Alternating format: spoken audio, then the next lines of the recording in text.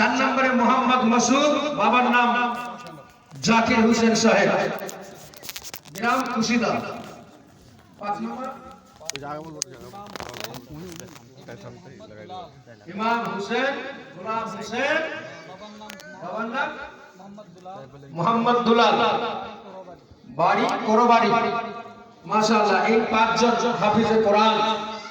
আজ দেখবেন আপনারা নিজের মাথার চোখ দ্বারা দেখতে পাচ্ছেন যে তিনাদেরকে পাগড়ি পরিধান করা হচ্ছে। আলে নবী, নবীর খানদানের হাত দ্বারা তিনাদেরকে পাগড়ি পরানো হচ্ছে।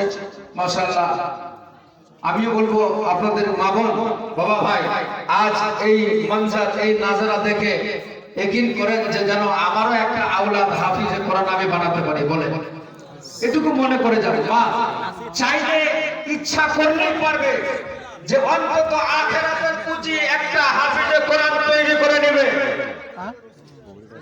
অন্তত দুনিয়াতে না পেলেও যখন এই দুনিয়া ছেড়ে পরক নিয়ে চলে যাবে তখন বুঝতে পারবে যে এর বদলা যা যা কি পাওয়া যাবে।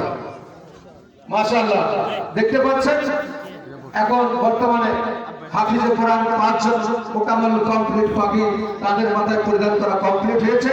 এবারে হয়তো শাহ ইসলাম কিছু বলবে, তারপরে